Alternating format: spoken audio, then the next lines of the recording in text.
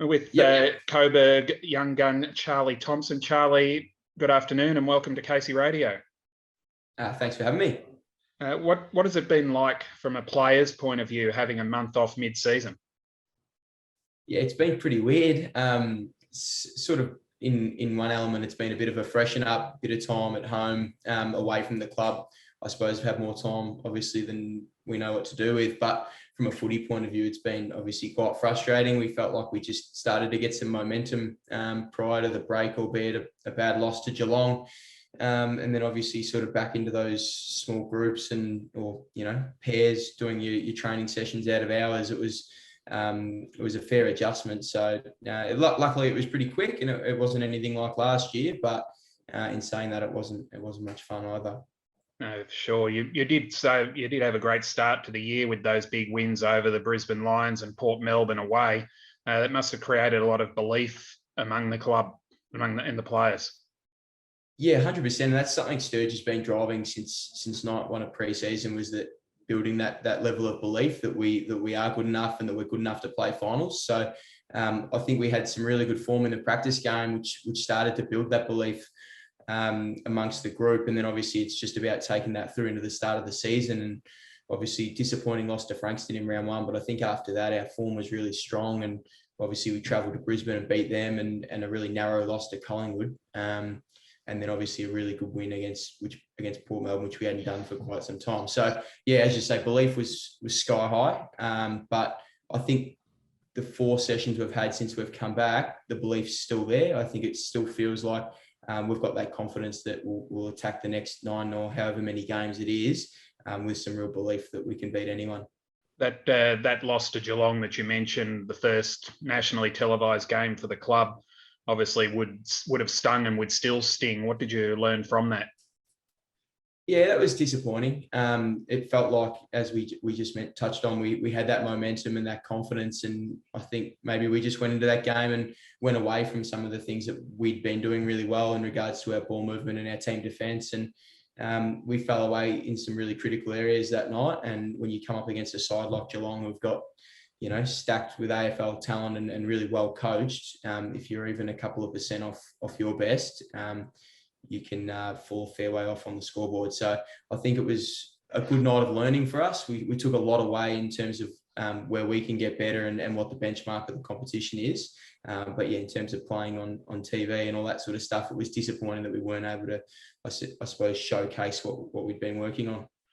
Speaking of powerhouses and benchmarks of the competition, yourself, Jacob Ballard, Tom Silvestro and Luke Nelson came across from Richmond after 2019 to a standalone club. What are the differences and what have you made of the transition?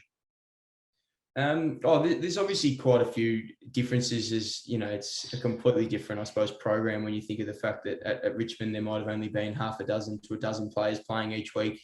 Compared to Coburg, you've got the full 22. So it's certainly much more of a club atmosphere, a culture of that real team and less of a program feel, I suppose, if you like. Whereas at Richmond, it was, more of a program. But, it takes nothing away from what we had at Richmond. That was a really enjoyable and good experience for me. But I think for me at Coburg, it's just about being around 40 guys at training that are all, working together for the same goal. And I think that's probably the biggest change for me. And I think the other boys would probably agree that we've all found that really enjoyable.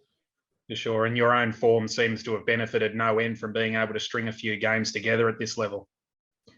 Well, I think that's just it, like having that continuity of being able to know your role, play your role each week. And there's, I suppose, a few of those less external distractions of wondering who might be coming back from AFL, who might be sort of going up, and whether where you're going to fit into the team. So I suppose you spend a bit of your week when you're in one of those environments sort of wondering and hoping, whereas at Coburg it's just been more about, working towards playing well on the weekend and being able to focus on the opposition and all that sort of stuff a little bit more. An important one on the weekend against North Melbourne. What are the keys to beating them, you think, and Coburg's old coach in Lee Adams?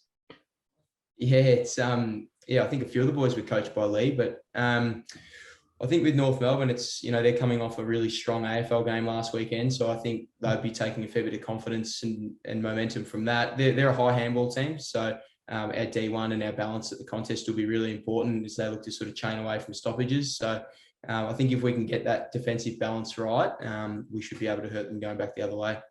And I'm sure you'll be looking forward to getting back home if you can do that when Piranha Park finally opens. If you can get back there at even with the ledger, you'd be in pretty good shape. Yeah, 100%. No, that's exactly right. It's been a bit of a funny one for us. We've obviously sort of been training there since the start of the year, but even still, we're only using the Bowls Club as change rooms. So I think we're just looking forward to getting into the new rooms, getting some home games with some home crowds, and hopefully, if we can turn at 4-4 or whatever it reads for us, I think we'll take confidence in knowing that we've played all our away games and we've got a good string of home games to come. Do we look like we're far away from getting back to those home grounds? Is it still on schedule? I think we're going to play at Craigieburn next week against Footscray, I'm hearing, and then after that we're good to go with, I think, seven at Piranha Park. So I think that's a pretty good result. We would have loved to play all 8 there, but I don't think we can complain too much. It's just good to be playing footy. And certainly look forward to that opportunity. Thanks very much for your time, Charlie, and good luck tomorrow at Arden Street and also for the rest of the season back at home. Beautiful. Thanks, guys. Thanks for having me.